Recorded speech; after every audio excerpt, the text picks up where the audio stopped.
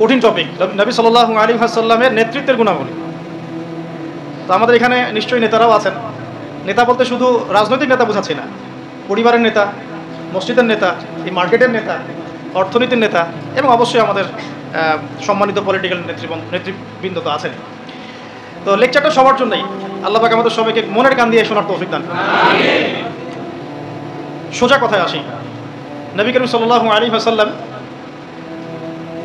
নবী হওয়ার আগে তিনি যে গুণাবলীগুলো অর্জন করেছিলেন, এই গুণাবলীগুলো আমরা অনেক সময় পাশ কাটিয়ে চলে যাই। আমরা আলোচনা শুরু করি নবী সাল্লাল্লাহু আলাইহি ওয়াসাল্লাম নবী হওয়ার পর থেকে। আদতে নেতৃত্বের গুণাবলীর পয়েন্টটা যদি নিয়ে আসতে হয়, আমাদেরকে এখান থেকে আলোচনা শুরু করতে হবে। নবী সাল্লাল্লাহু আলাইহি ওয়াসাল্লাম নবুয়ত পাওয়ার আগে কেমন মানুষ ছিলেন। একটা হাদিস থেকে আমরা এটা বুঝতে পারি, এটা সহিহ বুখারীর প্রথম খণ্ডের ওহী অধ্যায়ের মধ্যে আছে এবং খাদিজা রাদিয়াল্লাহু আনহা এখানে অনেকগুলো কথা বলেছেন। হাদিসটা অনেক লম্বা, আপনারা বাসায় গিয়ে একটু দেখে নিয়েন। আমি খুব শর্ট করে মূল জায়গাটা বলছি। আল্লাহ নবী সাল্লাল্লাহু আলাইহি ওয়াসাল্লাম যখন ওহী প্রাপ্ত হলেন, আপনারা জানেন উনি ভয় পেয়েছিলেন। জিবরাইল আলাইহিস সালাম এসে তাকে বলেছিলেন ইকরা, আপনি পড়ুন। তিনি বলেছেন মা আনা বিকারি, আমি তো পড়তে জানি না। তখন বলা হচ্ছে পড়ুন, আবার বলছেন আমি তো পড়তে জানি না। চেপে ধরা হচ্ছে, ছেড়ে দেওয়া হচ্ছে, চেপে ধরা হচ্ছে, ছেড়ে দেওয়া হচ্ছে, 3 বার চেপে ধরা হয়েছে। একটু চিন্তা করতে পারি কিনা আমরা, যদি কোনো জিনও এসে আমাকে চেপে ধরে তাহলে কি অবস্থা হবে? জিন তো খুব বেশি শক্তিশালী না। আউযু বিল্লাহি মিনাশ শাইতানির রাজিম পড়লেই চলে যাবে, অথবা আউযু বিকালিমাতিল্লাহি তাম্মাতি মিন শাররি মা খালাক পড়লে চলে যাবে, অথবা বিসমিল্লাহিল্লাযী লা ইয়াদুররু মা ইসমিহি শাইউন ফিল আরদ ওয়ালা ফিস সামা ওয়া হুয়াস সামিউল আলিম পড়লে ইনশাআল্লাহ চলে যাবে। এখন ফেরেশতা চেপে ধরলেন, তাহলে তো ব্যাপারটা অনেক কঠিন, অনেক বার্ডেন তার মাথায় তখন ছিল, বুকের মধ্যে ভার। এই অবস্থায় তিনি যখন বাসায় এসেছেন, খাদিজা রাদিয়াল্লাহু আনহাকে তিনি একটা কথা বলেছেন, খাশিত ওয়াকাদ খাশিতু আলা নাফসি, আমি আমার নিজের নফসের উপরে ভয় পাচ্ছি। আপনারা পুরো দেখেন, সহিহ বুখারীতে আছে প্রথম খণ্ডে ওহী অধ্যায়। এই জায়গায় খাদিজা রাদিয়াল্লাহু আনহা 4টা থেকে 5টা বাক্য বলেছেন তার সম্পর্কে। 1, আপনি এতিমের দেখাশোনা করেন। 1, আপনি বিধবাদের খোঁজ খবর নেন। আপনি মুসাফিরদের খাবার দেন। হ্যাঁ, আপনি অসহায়ের পাশে দাঁড়ান। আল্লাহ রাব্বুল আলামিন আপনাকে ধ্বংস করবেন না ইনশাআল্লাহ। তিনি কিন্তু নবী এইমাত্র হলেন, আর এই কথাগুলো নবুয়তের আগের চারিত্রিক বৈশিষ্ট্য ব্যাখ্যা করছেন, তাই তো? নবী সাল্লাল্লাহু আলাইহি ওয়াসাল্লাম বিয়ে করেছেন কত বছরে? 25। আর খাদিজা রাদিয়াল্লাহু আনহার বয়স তখন 40। আর এই ঘটনা হচ্ছে 53 বছর বয়সে। খাদিজা রাদিয়াল্লাহু আনহার বয়স তখন 53, নবী সাল্লাল্লাহু আলাইহি ওয়াসাল্লামের বয়স তখন 40, বিয়ে হয়েছে 25-এ। 25 থেকে 40 কত হলো? 15 বছর। এই 15 বছরে খাদিজা রাদিয়াল্লাহু আনহা দেখেছেন নবী সাল্লাল্লাহু আলাইহি ওয়াসাল্লাম মিসকিনদের পাশে থাকেন, তিনি এতিমের দেখাশোনা করেন, তিনি বিধবাদের খোঁজ খবর নেন, মুসাফিরদের অন্নদান করেন, মিসকিনদের পাশে থাকেন। মানে তিনি কারোর প্রতি জুলুম করেন না, তিনি খুবই মানবিক একজন মানুষ এবং তার চারিত্রিক বৈশিষ্ট্য অনন্য সুন্দর। ইনশাআল্লাহ আল্লাহ আপনার কোনো ক্ষতি করবেন না।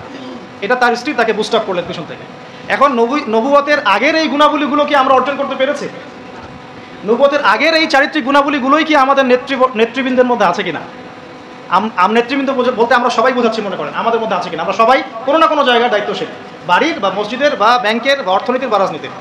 এখন এই যে এতিমের দেখাশোনা করা, বিধবাদের পাশে থাকা, মিসকিনদের খোঁজখবর নেওয়া, মুসাফিরদের অন্ন দেওয়া এবং দুর্বলদের সাহায্য করা, এটা আমাদের মধ্যে আছে কিনা? নবী তিনি এখনো হন নাই, কেবল হলেন।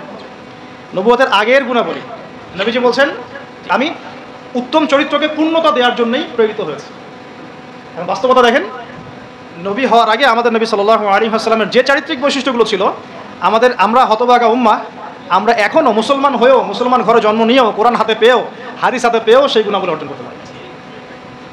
অগণিত মুসলমান জিনা করে, অগণিত মুসলমান সুদ খায়, অগণিত মুসলমান ঘুষ খায়, অগণিত নেতৃবৃন্দ দুর্নীতি করেন। সবার কথাই বলছি। যেমন আমরা যে লেকচার দিতে বসেছি, আমি যদি আমার হক আদায় না করি, এটাও আমার ইলমের উপর দুর্নীতি হবে কি না? কারণ আমাকে যদি কোনো প্রশ্ন করেন যে প্যালেস্টাইন এখন যে ইস্যু চলছে, এটার কী জবাব হবে, আর আমি যদি আমার স্বার্থ চিন্তা করে পাশ কাটিয়ে ডানে বামে অ্যান্সার দিই, দুর্নীতি করলাম ইলমের সাথে, বললাম কি না? এই জন্য জিজ্ঞাসা করেন না। ঠিক আছে, আচ্ছা। তো দেখুন নবী সাল্লাল্লাহু আলাইহি ওয়াসাল্লাম এই গুণাবলীগুলো আছে কিনা? আমরা সুদ খাচ্ছি, আমরা জিনা করছি। আপনি 5% মানুষ খুঁজে পাবেন না এখন যারা সুদ খায় না। কোনো না কোনোভাবে আমরা রিবার সাথে জড়িত। আর যারা ইকোনমিক্স নিয়ে পড়াশোনা করেন, ওই আলেমদেরকে জিজ্ঞাসা করবেন। যারা ইকোনমিক্স নিয়ে পড়াশোনা করেছেন এমন আলেমকে জিজ্ঞাসা করবেন পেপার মানি, ইলেকট্রনিক মানির মধ্যে রিবা আছে কি নাই। যাদের মধ্যে এই জ্ঞান নেই ওদেরকে জিজ্ঞাসা করে লাভ নাই, তারা বলবে খারেজি। কি বলবে? তারা বলবে খারেজি হয়ে গেছে। সুবহানাল্লাহ। যাই, আমরা দোয়া করি আল্লাহ পাক তাদেরকে তাসকিয়া দান করে। হয়তো বা বোঝে না, অথবা দুনিয়ার স্বার্থে কথা বলে। এখন আমরা জিনা করছি, উঠতে বসতে চলতে ফিরতে, বাসে, অটোতে, উবারে, এইখানে এখানে সবখানে। আমি বলেছি আমার আশঙ্কা, আমি ঢাকা শহরেরই বাসিন্দা, এখন তাকদির আমাকে এখানেই মিলাই দিছে কীভাবে জানি। আসলে আল্লাহ রাব্বুল আলামিন মানুষের কিবোর্ড পছন্দ করেন না, যে আমাকে ফ্রি একটা ফ্ল্যাট দিলেও ঢাকাতে আমি থাকবো না কখন। এটা আমি বলেছিলাম আজকে থেকে 5 বছর আগে, 6 বছর আগে। আল্লাহ রাব্বুল আলামিন হয়তো এই কথাটা পছন্দ করেন, কারণ আল্লাহ পাক কারো কিবোর্ড অহংকার এরকম শক্ত কথা পছন্দ করেন না, মেবি, আল্লাহ ভালো জানেন। তো আল্লাহ পাক এইখানেই আমাকে শ্বশুর বাড়ি দিয়ে দিয়েছে, থাকবে না মানে থাকতেই হবে। আর আলহামদুলিল্লাহ এখানে এসে দেখলাম যে মাশাআল্লাহ বাংলাদেশের অনেক বরেণ্য ওলামায়ে কেরাম এই শহরকে কেন্দ্র করে কাজ করেন। তাদের সোহবত যদি না থাকতো আমি শহরে থাকতাম না, তাদের সোহবত যদি না থাকতো এই শহরে হয়তো আমি থাকতাম না। তবে তারা এই শহরের যান্ত্রিক জীবন থেকে দূরে থাকেন, কারণ এই যান্ত্রিক জীবনে আপনি আল্লাহর নূর মারিফত বুঝতে পারবেন না। তারা যদি এইরকম বিজি লাইফ লিড করতেন তাহলে আমরা এরকম কিতাবগুলো পেতাম না। খুব খেয়াল করে দেখবেন এখানে জন্ম নিয়ে কতজন আলেম হয়েছে, এই শহরে জন্ম নিয়ে, বাই বর্ন ঢাকায় জন্ম নিয়ে কতজন আলেম হয়েছে, যারা ওলামায়ে কেরাম তারা বাহির থেকে এসে এই শহরকে আলোকিত করছেন। বুঝতে পারছেন কি বিষয়টা? এখন দেখুন আমরা সব জায়গায় জেনা করছি, আমার আশঙ্কা ঢাকা শহরে যদি কোনো বড় ভূমিকম্প হয় বা ছোটও হয়, জেনার পাপের কারণে হবে। আল্লাহ পাক আমাদেরকে হেফাজত করুন। আর আমি আজকে আরও বেশি কনসিয়াস এবং ভয় পাচ্ছি এই কথাটা বলতে, যে যদি আল্লাহর কোনো গজব চলে আসে তখন ভালো মন্দ কোনো মানুষ ছাড় পাবে না, আমরাও ছাড় পাবো না, ভালো মানুষ মনে হয় ছাড় পাবে এমন না। কারণ আজকে সকালে আমি একটা কিতাব পড়ছিলাম, আল্লামা হুসাইন আহমদ মাদানী রাহিমাহুল্লাহ, আপনার নাম শুনেছেন নিশ্চয়ই, ওলামায়ে দেওবন্দের একজন নক্ষত্র। তার একটা কিতাব আছে শেষ খলিফার পদধ্বনি, পড়ছেন? শেষ খলিফার পদধ্বনি, ইমাম মাহদিকে নিয়ে লিখেছেন উনি, মাশাআল্লাহ। এই কিতাবটার পাণ্ডুলিপি পাওয়া গেছে প্রায় 75 বছর পরে, হারিয়ে গিয়েছিল এটা, কারণ তাকে ওই ইতালির পাশে মাল্টা একটা জায়গা আছে, ওখানে ব্রিটিশরা নির্যাতন করেছিল নিয়ে গিয়ে, ওইখান থেকে হারিয়ে গেছে বইটা। যাই হোক, তো ওইখানে তিনি একটা হাদিস এনেছেন যে যখন ইমাম মাহদির হাতে বায়াত নেওয়া হবে, জায়গাটা হচ্ছে হাজারে আসওয়াদ, দেখেছেন হাজারে আসওয়াদ, কাবা ঘরের এই কর্নার হাজারে আসওয়াদ, রুকনে ইয়ামানি না, কিন্তু অনেকে রুকনে ইয়ামানিকে হাজারে আসওয়াদ মনে করে, হাজারে আসওয়াদ এবং এই যেখানে আছে মাকাম ইব্রাহিম, এর মাঝখানে বায়াত নেওয়া হবে। আর বায়াত নেবেন কতজন জানেন? 313 জন, 313 জন। বদরি সাহাবী 313, তালুতের বাহিনী 313, এখানেও 313। তো বায়াত যখন নেওয়া হবে শাম থেকে, তখন একটা দল আসবে তাদের বিরুদ্ধে যুদ্ধ করতে। নবী সাল্লাল্লাহু আলাইহি ওয়াসাল্লাম বলেছেন শামের ওই বাহিনীকে মক্কা মদিনার মাঝখানে বাইদা নামে একটা জায়গা আছে, এখানে ধসিয়ে দেওয়া হবে। আয়েশা রাদিয়াল্লাহু আনহা বলছেন তখন তো অনেক সাধারণ মানুষও থাকবে, নবীজি বলেন সবাইকে ধসিয়ে দেওয়া হবে। এখান থেকে একটা দলিল আনা হচ্ছে, ওখানে আল্লাহর গজব চলে আসলে ভালো মন্দ সবার উপরেই আসবে, এরপর কিয়ামতের দিন নিয়াত অনুযায়ী মানুষকে ওঠানো হবে। আল্লাহ পাক আমাদেরকে আল্লাহ পাকের গজব থেকে হেফাজত করুন, আমাদেরকে ইসলাম এবং সংশোধন দান করুন, আমাদের এই খায়াত আল্লাহ বরকত দান করুন, এবং আল্লাহ পাকের গজব আসে এমন কাজে লিপ্ত হওয়া থেকে আল্লাহ পাক হেফাজত করুন। নবুয়তের আগের ক্যারেক্টার আমরা অর্জন করতে পারিনি, এই পয়েন্টে ছিলাম। জেনা প্রচুর হচ্ছে, স্পেশালি ইয়াং জেনারেশনের দিকে। আল্লাহ পাক আমাদেরকে জেনা থেকে বাঁচিয়ে রাখুন। আর মেয়েদের কথা তো বলার অপেক্ষা নাই, কি অবস্থা, কি অবস্থা আমাদের শহরের মেয়েদের, কি অবস্থা আমাদের মা বোন স্ত্রীদের, কি অবস্থা। আমরা আল্লাহর কাছে কি জবাব দেব? আমরা কেউই চোখের পথ থেকে মুক্ত নই, আর যারা অনলাইনে বিচরণ করি তারা তো মোটেই না। আমরা আল্লাহর কাছে আসলে কী জবাব দেব? ও মার্কেটেই আছি তো বসে, আমরা তো মার্কেটেই বসে আছি, সুবহানাল্লাহ। মার্কেট মানে এখন মহিলা, মার্কেট এখন ছেলের চেয়ে মহিলা বেশি। মানে আমরা কামাই রোজগার করে বাসায় গিয়ে টাকা ধরিয়ে দিয়ে যাও। আল্লাহ পাক আমাকে ইসলাহ দান করুন, আপনাদের সবাইকে ইসলাহ দান করুন। প্রথম কথা, নবী সাল্লাল্লাহু আলাইহি ওয়াসাল্লামের নবুয়তের পূর্বের জীবনের যে আখলাক, সে আখলাকটা অর্জন করতে হবে। এটা হচ্ছে নববী নেতৃত্বের প্রথম শর্ত। করা যাবে ইনশাআল্লাহ? তাহলে আমরা এখন বেসিক কিছু কাজ করব। দেখুন, মুসলমানের দোকানে আমরা যেতে মাঝে মাঝে ভয় পাই, ঠকায় দেয় কিনা। একজন হিন্দু ভাইয়ের দোকানে গিয়ে আপনি দুধ কিনতে কমফোর্ট ফিল করেন, ও দুধে পানি মেশায় না। হ্যাঁ, অনেক সময় এমন হয়, সব সময় না হলে অনেক সময় এমন হয়। তাহলে আমরা যদি আমাদের আখলাক ঠিক না করতে পারি, তাহলে এই বড় বড় কথাগুলো আসলে কোনো কাজে দিবে না। আল্লাহ পাক আমাদের সবাইকে ভিতর থেকে সৎ হওয়ার তৌফিক দান করুন। এতিমের দেখাশোনা করা যাবে ইনশাআল্লাহ। বিধবাদের দেখাশোনা, অনেকে ফ্যান্টাসিতে ভোগেন, 4টা বিয়ে করবেন, তো একজন বিধবাকে বিয়ে করে দেখান, তাই না? আমাদের তো মাশাআল্লাহ অনেক ফ্যান্টাসি অনেকের মধ্যে, 4টা করবো 4টা বিয়ে। তো একজন বিধবাকে করে দেখান না, একজন তালাকপ্রাপ্তাকে করে দেখান, একজন এতিমকে করে দেখান, তারপরে বোঝা যাবে যে ইসলাম কতটুকু বুঝেছেন। আচ্ছা, মিসকিনদের পাশে থাকা, অসহায়ের পাশে থাকা, মাজলুমের পাশে থাকা, মুসাফিরদের খেদমত, এই কাজগুলো আমরা করতে পারবো ইনশাআল্লাহ। আল্লাহ পাক এরকম সোশ্যাল ওয়ার্কগুলো করার তৌফিক আমাদের সবাইকে দান করুন। 1 2 নম্বর দেখুন, নবী সাল্লাল্লাহু আলাইহি ওয়াসাল্লাম নবী হয়েছেন এবার তিনি উম্মাকে নেতৃত্ব দিবেন, কারণ আল্লাহ পাক তাকে একটা ভিশন দিয়েছেন। ভিশনটাকে ফিক্স করতে হবে। ভিশন মানে কি? লক্ষ্য। লক্ষ্যটা কি? লক্ষ্যটা এক বাক্যে হচ্ছে আমি আপনি আমরা সবাই নবী সাল্লাল্লাহু আলাইহি ওয়াসাল্লামের ক্ষেত্রে পুরো উম্মাহ আমরা যেন দুনিয়াতেও সফল হই, পরকালেও জান্নাতে যাই। বাস সিম্পল। এর চেয়ে বড় কোনো ভিশন আছে? আমাদের ভিশন দুইটা, এক কোরআন সুন্নাহ রাসূলের সিরাত তাজকিয়া এগুলোকে নিয়ে যেন আমরা দুনিয়াতে সফল হই, পরকালে জান্নাতে যাই, বাস এতটুকুই। আর দুনিয়াতে সাফল্য মানদণ্ড, মানে সাফল্য ব্যর্থতার মানদণ্ডটাই পরকালের জান্নাতে যাওয়া না যাওয়ার মানদণ্ড নয়।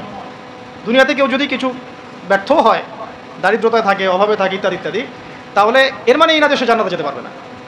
কিন্তু আল্লাহ পাক আমাদেরকে পাঠিয়েছেন, এই শরিয়া দিয়েছেন, নবী সাল্লাল্লাহু আলাইহি ওয়াসাল্লামকে পাঠিয়েছেন, কোরআন সুন্নাহ দিয়েছেন, দুটো।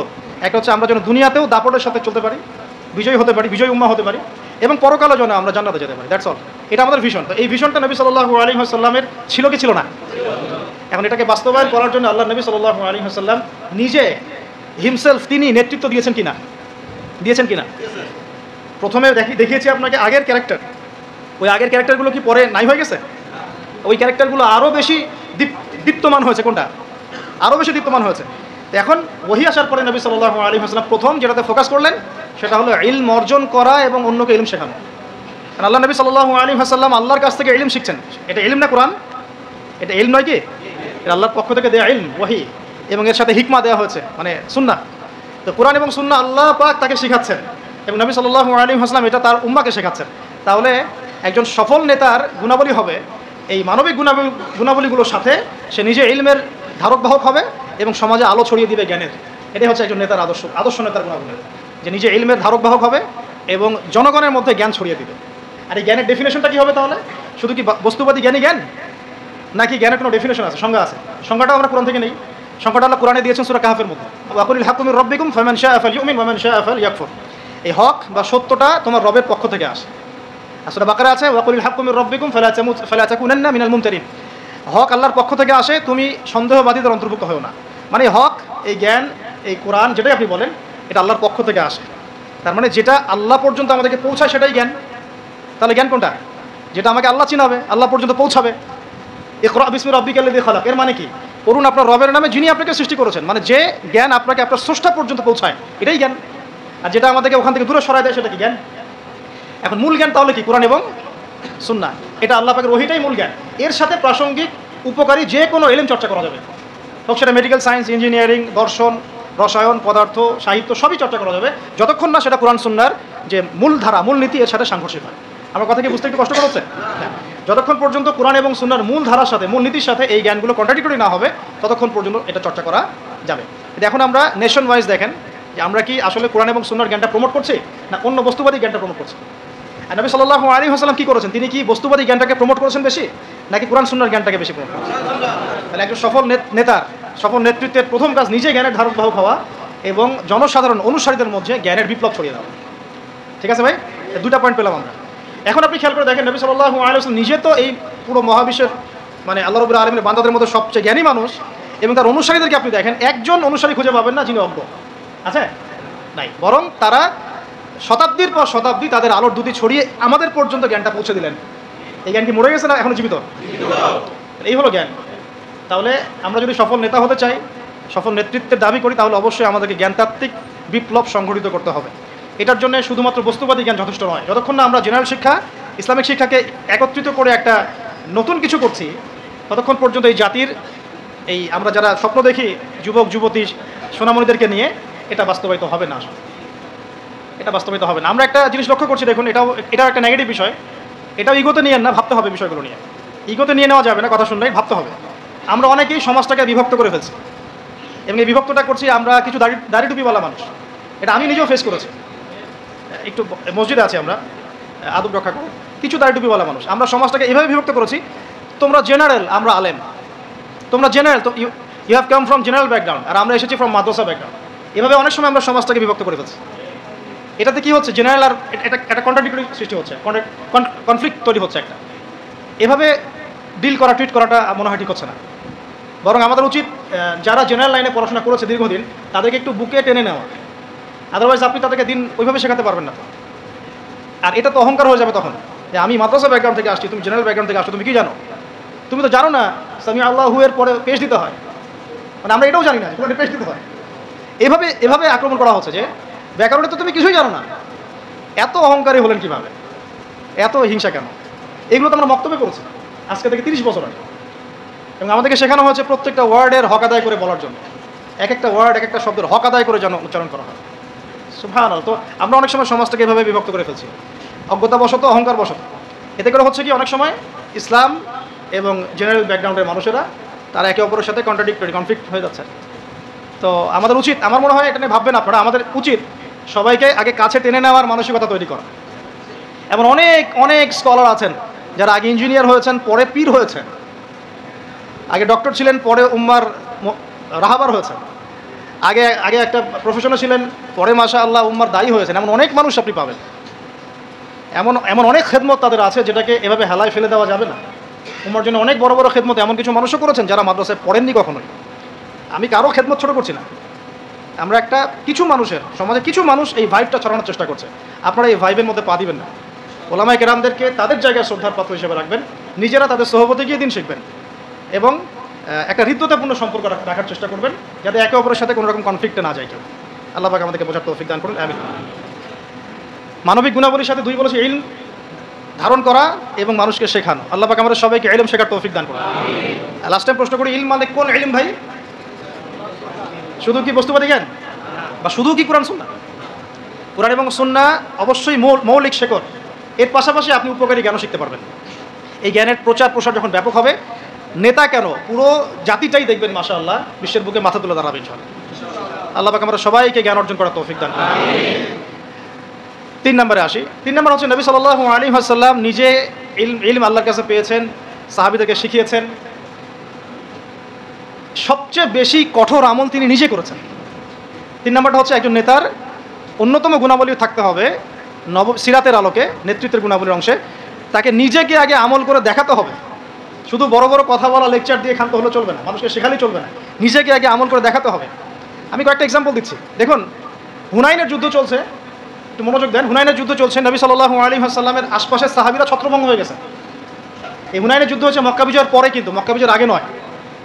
তো সাহাবীরা ছত্রভঙ্গ হয়ে গেছেন, নবী সাল্লাল্লাহু আলাইহি ওয়াসাল্লাম নিজে সামনে এগিয়ে গিয়ে তরোয়াল খুলে উঁচু করে বলছিলেন যে আনা মুহাম্মদ আনা রাসূলুল্লাহ লাস্তু কাযিবান, আমি মুহাম্মদ, আমি আল্লাহর রাসূল সাল্লাল্লাহু আলাইহি ওয়াসাল্লাম, লাস্তু কাযিবান, আমি মিথ্যাবাদী নই।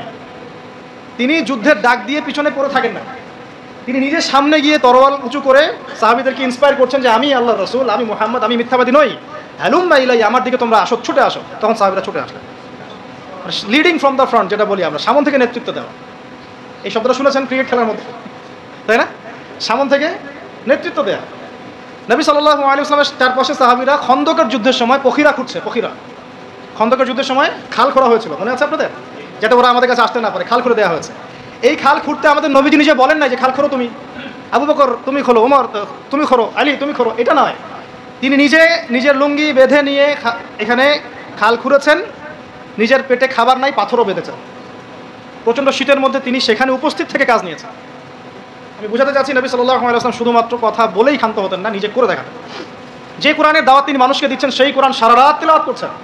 যে নামাজের দাওয়াত তিনি মানুষকে দিচ্ছেন, সেই নামাজ পড়তে পড়তে তার পা ফুলে যাচ্ছে। এমন না যে নামাজ আপনারা পড়েন, আমি বললাম আমি পড়লাম না, আমি বললাম তাহাজ্জুদ পড়েন, আমি পড়ি না, আমি বললাম আপনারা বেশি বেশি নামাজ পড়েন, আমি নিজেই পড়ি না, এমন নেতা তিনি ছিলেন না। এখন আপনি মেলান দেখে আশপাশে কথা কাজে মিল আছে এমন নেতা কোথায় পাবেন? কয়জন পাবেন? নিজে খালি বলছি, মানুষকে নিজে করে দেখাচ্ছি কতটুকু। এরকম অসংখ্য এক্সাম্পল দেওয়া যাবে। নবী সাল্লাল্লাহু আলাইহি ওয়াসাল্লাম বদর যুদ্ধে নিজের সামন থেকে নেতৃত্ব দিয়েছেন। নবী করিম সাল্লাল্লাহু আলাইহি ওয়াসাল্লাম মানুষকে অনাড়ম্বর জীবনযাপন করতে বলেছেন, নিজে কি বিলাসী জীবনযাপন করেছেন? তিনি নিজে মাসের পর মাস তার বাসায় চুলা জ্বলছে না। এগুলো আমরা আসলে চিন্তা করতে পারবো না, আর আমাদের এত পরীক্ষা আল্লাহ পাক নিবেনও না, কারণ এগুলো যার ঈমান যত উঁচু তার পরীক্ষা তত বেশি হয়। নবী সাল্লাল্লাহু আলাইহি ওয়াসাল্লাম বাসায় তার খাবার নাই, খেজুর খেয়ে থাকছেন, হ্যাঁ, অনেক সময় রুটি খাচ্ছেন জাইতুনের তেল দিয়ে, খুব রেয়ার গোশত খাচ্ছেন। নবী হওয়ার পরে তিনি 3 দিন টানা পেট ভরে খান নাই। তার মানে কি তিনি শুধু নিজে বড় বড় কথা বলেছেন? না, নিজেও সেটা আমল করে দেখিয়েছেন। খেয়াল করে দেখেন, নিজে মানুষকে খালি বলেননি তোমরা দান সৎকা করো, বরং যেই তার কাছে হাত পাতত তাকেই তিনি দান করে দিতেন। দান করতে করতে করতে এমন একটা অবস্থা, ঘরে আয়েশা রাদিয়াল্লাহু আনহা থেকে শুরু করে অন্য স্ত্রীদের কারো ঘরেই কোনো খাবার নাই। ঈদের দিন তার ঘরে খাবার নাই। আয়েশা রাদিয়াল্লাহু আনহা বলছেন যে ইয়া রাসূলুল্লাহ কিছু দিয়ে যান, আমরা ঈদের রান্নাবান্না করব। নবীজি কিছু দিতে পারলেন না, সুবহানাল্লাহ সাল্লাল্লাহু আলাইহি ওয়াসাল্লাম। তিনি চলে গেলেন ঈদের নামাজ পড়াতে। ঈদের নামাজ পড়িয়ে বাসায় এসে দেখলেন রান্নাবান্না হচ্ছে, মাশাআল্লাহ, সবার ঘরে রান্না হচ্ছে। তো তিনি জিজ্ঞাসা করলেন খাবার কোথেকে আসলো? তখন তার স্ত্রীরা বললেন, আম্মা জান যারা ছিলেন রাদিয়াল্লাহু আনহা, আয়েশা রাদিয়াল্লাহু আনহা সম্ভবত বলেছেন যে আপনি যখন চলে গিয়েছেন তখন উসমান বিন আফফান রাদিয়াল্লাহু আনহু তিনি প্রত্যেক স্ত্রীর ঘরে একটা করে উট পাঠিয়েছে খাবার। আপনারা ব্যবসায়ীরা উসমান রাদিয়াল্লাহু আনহুর মতো হয়ে যান এবং দিনের জন্য আপনাদের এই অর্থবিত্ত যা আছে ঢেলে দেন ইনশাআল্লাহ। যে ব্যক্তি দুনিয়া গোছাবে আল্লাহ পাক তার পরকাল গোছাবেন না, যে ব্যক্তি পরকাল গোছাবে আল্লাহ তার দুনিয়া গুছিয়ে দিবেন ইনশাআল্লাহ। আর আল্লাহ নবী সাল্লাল্লাহু আলাইহি ওয়াসাল্লাম এরপর কি করেছেন জানেন? হাত তুলে দোয়া করেছেন।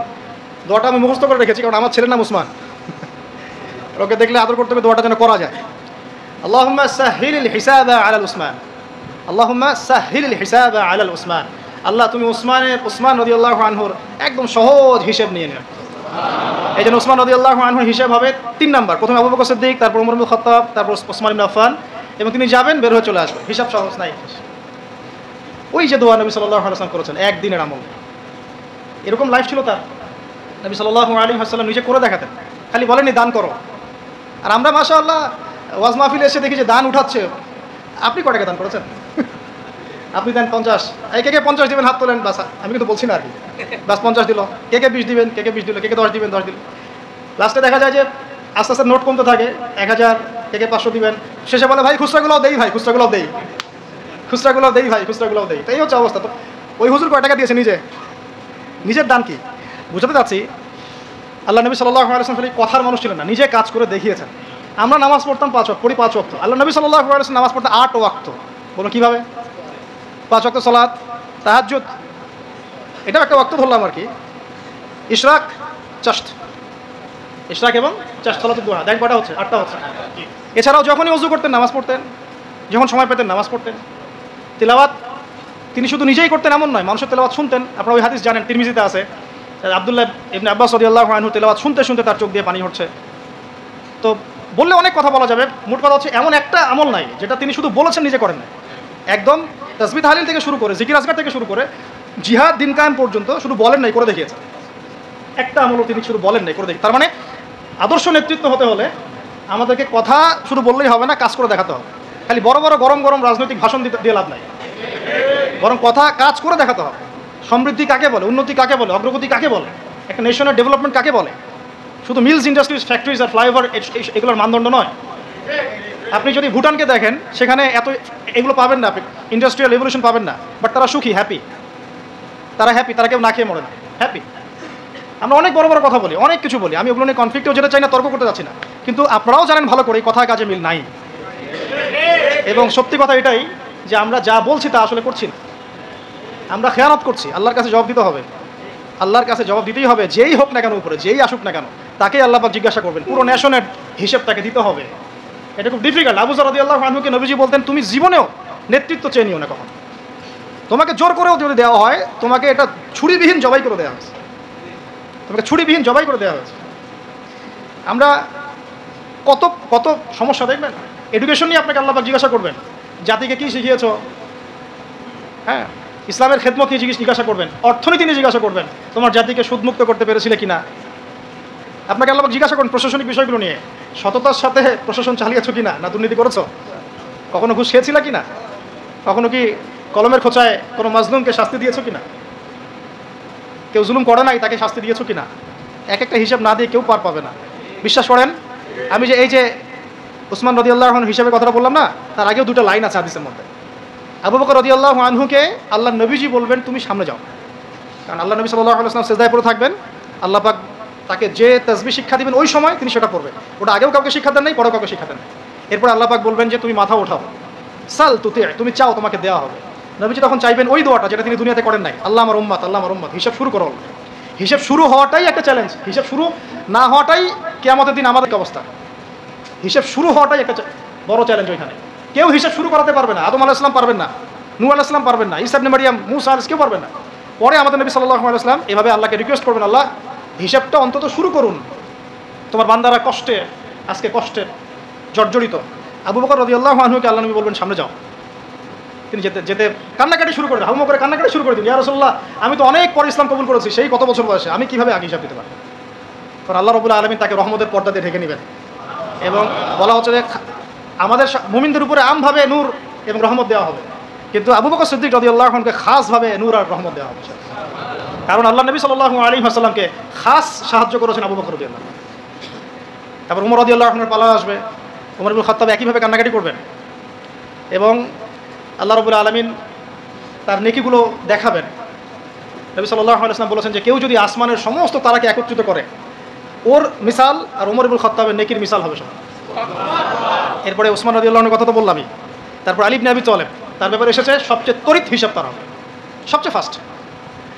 আলী রাদিয়াল্লাহু আনহু একটা দোয়া করতেন, এই দোয়াটা আমরাও করি। তিনি দোয়া করতেন যে আল্লাহ, আমি চাই না যে আমাকে শিশু বয়সেই, কিশোরে বা যৌবনকালেই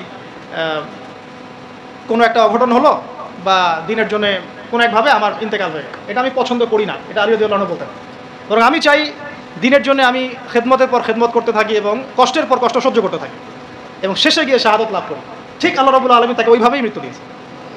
এটা হচ্ছে আমার কাছে মনে হয় এটা সেই হাদিসের ব্যাখ্যা যে আল্লাহ পাক সম্পর্কে মানুষ যে ধারণা রাখবে আল্লাহ পাক তাকে সেটাই দিবেন। আমরা দোয়া করি আল্লাহ পাক আমাদের সবাইকে যেন তার ইবাদত করতে করতে দাড়ি সাদা করার তৌফিক দান করেন এবং আল্লাহর রাস্তায় শাহাদত দান করেন। তো এখন আসুন, সম্ভাবনা আছে তো? সম্ভাবনা আছে। আমরা ওয়ার্ল্ড অ্যাফেয়ার্স ঘাটাঘাটি করছি, সমকালীন বিশ্ব সম্পর্কে খোঁজখবর রাখছি। পরিস্থিতি কখন কোন দিকে কীভাবে মোড় নেবে কেউ জানে না। আজকে যা হয়েছে তা কি মানুষ জানতো, ভাবতে পেরেছিল এটা হতে পারে? ও বাই দ্য ওয়ে, এখন আপনি অনেকেই অনলাইনে পাবেন না, যাদেরকে অনেক লাভঝাপ করতে দেখেছেন, এরা এখন সব ঘোমটা দিয়ে গর্তে ঢুকে যাবে। নাই, কোনো কথা নাই, এখন চুপ। বরং দেখবেন ইসরায়েলের পক্ষ নিয়ে কথা বলা শুরু করেছে, না হামাসের এটা উচিত হয় নাই, না এটা উচিত হয় নাই, এটা কেমন আরও বেশি আগ্রাসন চালাবে। আরে ভাই, আগ্রাসন কি কম চালাচ্ছে নাকি এমনিতেই? আমাদের একজন উস্তাদ এক কথা বলেন যে যদি প্রতিহত করা হয় তাহলে যে বিজয় হবে এটা নিশ্চিত না, কিন্তু প্রতিহত না করা হলে যে পরাজয় হবে এটা নিশ্চিত। তো তারা যদি প্রতিহত করে, এটা অপরাধ? বিগত 70 বছর থেকে যে তারা আমাদের মা বোনদেরকে মেরে ফেললো, বাচ্চাদেরকে বোম্বিং করলো, এটা কিছু না? তখন ওদেরকে পাওয়া যায় না। এখন একটু খুশি প্রকাশ করা, অভিনন্দন জানানো বা আলহামদুলিল্লাহ পড়ার মতো ইমান দেখা যায় না। তো আহলুন নিফাক বা আহলুল ইমান পার্থক্য হয়ে যাচ্ছে, আপনারা বুঝে নেন, চিনে নেন, এটা আপনারা বুঝে নেন। আল্লাহ পাক আমাদের সবাইকে ইমানদারদের কাতারভুক্ত করুন। তো 3 নম্বর পয়েন্টটা খুব ইম্পর্টেন্ট এবং এটা খুব বড় আলোচনা ছিল যে আল্লাহ নবী সাল্লাল্লাহু আলাইহি ওয়াসাল্লাম শুধুমাত্র এমন নবী ছিলেন না যিনি শুধু কথা বলে ক্ষান্ত হতেন, দাওয়াত দিয়ে ক্ষান্ত হতেন, বরং নিজে সব কিছুর উপর সর্বাগ্রে আমল করে দেখাতেন। 4, নবী সাল্লাল্লাহু আলাইহি ওয়াসাল্লাম তার অনুসারীদের কারো সাথে, ভালো করে শোনেন, আল্লাহ নবী সাল্লাল্লাহু আলাইহি ওয়াসাল্লাম তার অনুসারীদের কারো সাথে কখনো খারাপ ব্যবহার করতেন। মানে সূরা আল ইমরানের একটা আয়াত আছে, এই গাড়িতে আস্তে আস্তে ভাইয়ের সাথে আয়াতটা নিয়ে কথা হচ্ছিল, আপনারা পড়ে দেখবেন। সূরা আল ইমরানের একটা আয়াত আছে, ফাবিমা রাহমাতিন মিনাল্লাহি লিনতা লাহুম, এটা আল্লাহ পাকের রহমত যে তুমি তোমার অনুসারীদের সাহাবীদের প্রতি কোমল হয়েছে, দয়ালু হয়েছে। এমনিতেই তিনি রাহমাতাল লিল আলামিন, এমনিতেই তিনি সবার উপরেই দয়া করেন। তার উপরে তার অনুসারী যখন, মানে সাহাবায়ে কেরাম, তার ফলোয়ার্স, তাদের প্রতি তিনি ছিলেন লিনতা লাহুম, খুবই নরম, কোমল, নম্র। তুমি যদি তাদের প্রতি কঠোর হতে, মানে তুমি যদি অনুসারীদের প্রতি খুব কঠোর হতে, রূঢ় স্বভাবের হতে, তোমার কাছ থেকে তারা সরে চলে যাবে। একটু খেয়াল করে দেখেন, আমরা যারা ধর্মতাত্ত্বিক নেতৃত্ব দিচ্ছি বা অন্য জায়গায় দিচ্ছি, আমরা একটু কঠোরতা বেশি আরোপ করি না?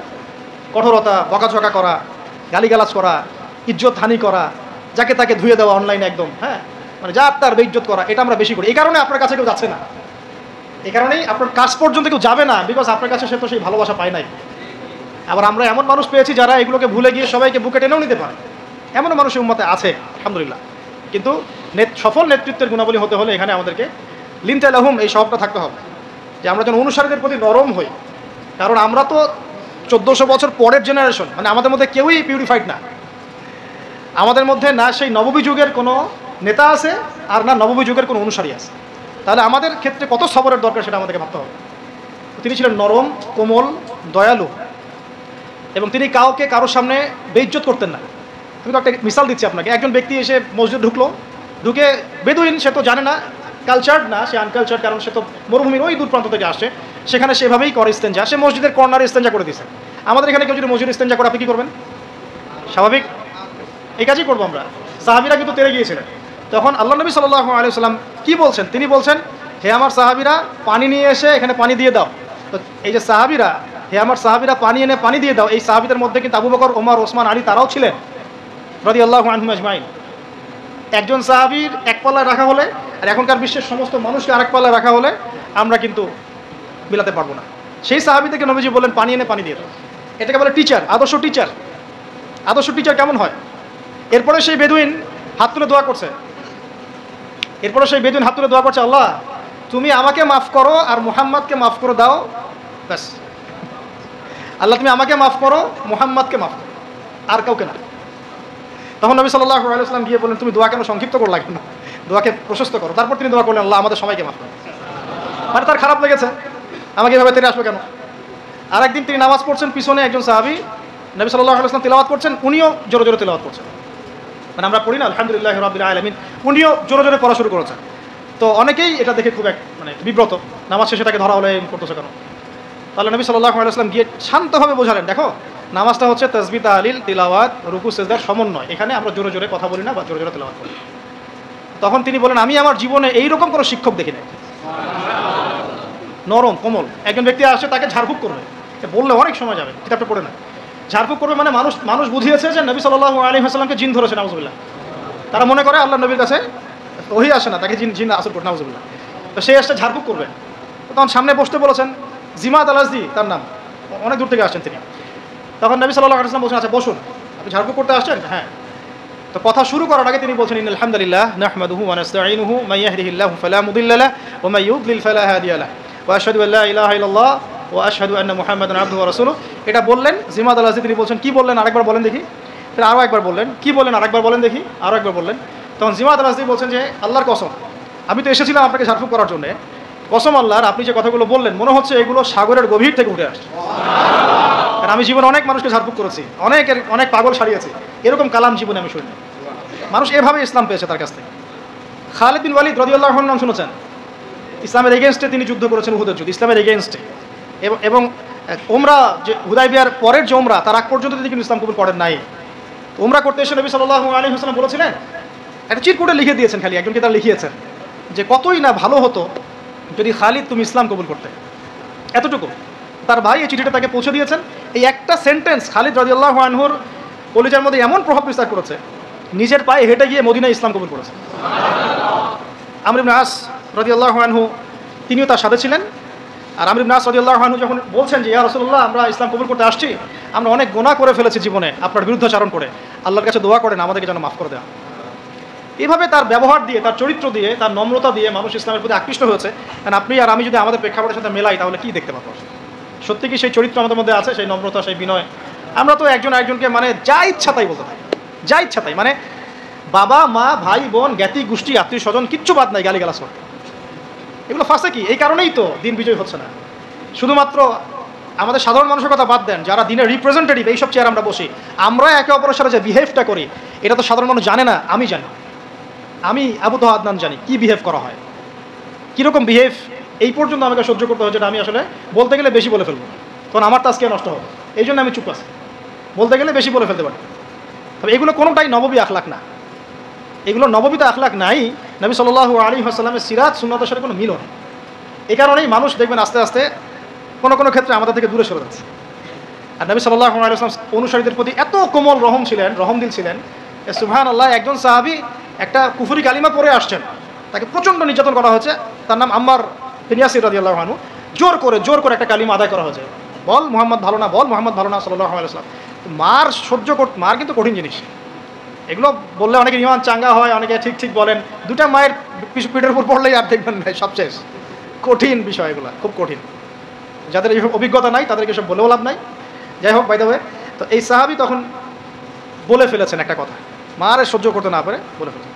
আর কাঁদতে দৌড় দিয়ে তিনি নবী সাল্লাল্লাহু আলাইহি ওয়াসাল্লামের কাছে গেলেন যে যাদের মন ইমানে পরিপূর্ণ, তাদেরকে যদি জোর করে এরকম কোনো কথা আদায় করা হয়, এতে তাদের কোনো ইমানের ক্ষতি হবে না। আম্মার বিন ইয়াসির রাদিয়াল্লাহু আনহু সম্পর্কে এরকম একটা আয়াত নাযিল হয়েছে।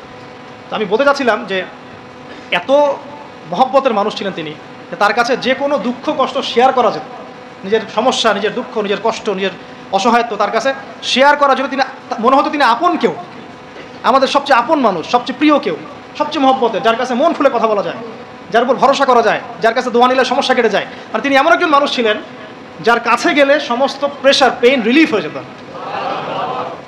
অনেক সাহাবী শুধু বাসায় যেতেন, আবার ফিরে আসতেন তাকে একবার দেখার জন্য। বাসায় যেতেন, আবার ফিরে আসতেন, উঁকি মেরে দেখতে আসতেন যে কেমন দেখে আসবেন। আপনি এখনও রওজায় যান মদিনায়, দেখবেন আপনার বারবার জিয়ারত করতে ইচ্ছা করবে, আরেকবার দেখে আসি, আরেকবার সালাম দিয়ে আসি। তাহলে জীবিত থাকতে তিনি কেমন ছিলেন এটা তার বলার অপেক্ষা রাখে, এটার বলার অপেক্ষা রাখে। এখনও মনে হয় যে আমরা তাকে পেলে তার হাত ধরে চুমু খাইতাম, কপালে চুমু খাইতাম, জড়ায় ধরতাম, ইয়া রাসূলুল্লাহ উম্মার আজকে এই অবস্থা, ইয়া রাসূলুল্লাহ আমাদের আজকে এই অবস্থা। আমরা তো এরকম করতাম, পাগল হয়ে যেতাম। তখন এখন চিন্তা করেন, আমরা যারা দিন নিয়ে এভাবে চলছি, চলাফেরা করছি, আমরা অন্যায় করছি, জুলুম করছি, দুর্নীতি করছি, দিনের ইলম শিখছি না, উম্মার বিভক্তি বাড়াচ্ছি, আমরা কোন মুখ নিয়ে তার সামনে দাঁড়াবো? আমরা কি সত্যিই আমাদের মতো অনেস্টি নিয়ে তার সামনে দাঁড়াতে পারবো? আল্লাহ নবী যদি বলেন যে কোরআন শিখে আসছি নাকি, আমার সুন্নতে আমল করছো কি, হালাল কি খাইছিলা, কোরআনটা যে রেখে আসছিলাম পড়েছিলা কি, মানুষকে দিনের দাওয়াত দিয়েছিলা কি, ইত্যাদি ইত্যাদি, আমরা কোন প্রশ্নের উত্তর দিতে পারবো? তোমাকে আল্লাহ আমার উম্মতের শাসক করেছিল, তুমি কি আমার উম্মতকে সৎ পথে চালিয়েছিলে? তুমি কি ওমরের উত্তরসূরি হতে পেরেছিলে, নাকি দাজ্জালের উত্তরসূরি হয়েছে? আমরা কি অ্যান্সার দিব?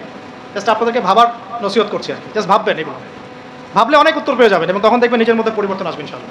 খালি ভাবতে হবে, আমাদের ক্রিটিক্যাল থিঙ্কার্স দরকার, যারা বিচক্ষণ চিন্তাবিদ, এরকম মানুষ দরকার। পাঁচটা হচ্ছে, দেখুন একটু রিমাইন্ডার দেই, নবী হওয়ার আগের নববী আখলাক আমরা সবাই লালন করবো ইনশাআল্লাহ। 2 নম্বর, ইলমের চর্চা, ধারক বাহক হওয়া, মানুষকে দিনের ইলম শেখানো এবং সেই ইলম অনুযায়ী নিজে আমল করা, আমল করে দেখানো, নিজেকে দৃষ্টান্ত স্থাপন করা, ঠিক আছে? আর তারপর 4 নম্বর বলেছি, তিনি সব অনুসারীদের প্রতি খুব কোমল, নরম এবং রউফ ছিলেন। এত কোমল, নরম, রউফ যে কিয়ামতের মাঠে তিনি তার দোয়াটাকে স্থগিত রেখেছেন, আমাদের সুপারিশের জন্য করবেন ইনশাআল্লাহ। আর ইনশাআল্লাহ তার সুপারিশ পাওয়ার পরে কবিরা গুনাহগার এই উম্মতের মানুষরাও জান্নাতে চলে যাবে ইনশাআল্লাহ। কবিরা গুনাহ করলেও এই উম্মতের মানুষরা জান্নাতে যেতে পারবে ইনশাআল্লাহ, যদি তাদের কালিমা তাওহীদটা ঠিক থাকে, ঠিক আছে? তো 5 নম্বরটা দিই, যে শেষ করে দিই, সেটা হলো তিনি অনুসারীদেরকে ঐক্যবদ্ধ রাখতে বদ্ধপরিকর থাকতেন। অনুসারীদের মাঝে কোনো রকম বিশৃঙ্খলা, বিভক্তি যেন সৃষ্টি না হয়, এরকম সফল নেতা ছিলেন মুহাম্মদ সাল্লাল্লাহু আলাইহি ওয়াসাল্লাম। কারণ আপনি যখনই বিভক্তির দিকে চলে যাবেন, কোনোভাবেই আর এই জাতিটাকে নিয়ে আপনি বিজয় অর্জন করতে পারবেন। তো খেয়াল করে দেখেন, না এখানে না নবী সাল্লাল্লাহু আলাইহি ওয়াসাল্লামের সময় কোন আনসার মুহাজির বিভক্তি ছিল, দলাদলি ছিল না। একদিন খালি একটু কনফ্লিক্ট হয়ে গেছে মদিনায়, তাই না? আওস এবং খাজরাজ এবং মুহাজিরদের মধ্যে, আমরা আগে পানি নিব না, আমরা আগে নিব, আমরা মুহাজির, আমরা হিজরত করে আসছি, আমরা আনসার, আমরা তোমাদেরকে জায়গা দিয়েছি, একটু কনফ্লিক্ট হয়ে গেল। নবী সাল্লাল্লাহু আলাইহি ওয়াসাল্লাম চেহারা লাল হয়ে গেছে, তার রাগ হলে তার চেহারা লাল হয়ে যায়, গিয়ে বলেন, আমি বেঁচে আছি, বেঁচে থাকা অবস্থায় তোমরা এই কাজ করছো? আর আমরা এখন নিজেরাই এই উম্মাটাকে 1000টা দলে ভাগ করে দিয়েছি। আর এই বিভক্তির কারণে আপনি বাংলার মাটিতে দিন কায়েম করতে পারবেন না। আপনি 100 বছর চেষ্টা করেন, পারবেন না ইনশাআল্লাহ। বলেন আবার ইনশাআল্লাহ বললেন কেন? কারণ আমি জানি তো পারবেন না, আমি কনফিডেন্ট আমার কথা। একটা বিভক্ত উম্মা দিয়ে কখনো আপনি ইসলামী হুকুমত, খেলাফত কিছু কায়েম করতে হবে যতক্ষণ না আপনি ইউনাইটেড হচ্ছে। এবং ইউনাইটেড সবাইকে হতে হবে, নট নেসেসারি। যারা হকপন্থী তাদেরকে হতে হবে, যারা বাতিলপন্থী, পাক্কা মোশরিক, পাক্কা বেদাতি, বাদ দেন ওদের কথা।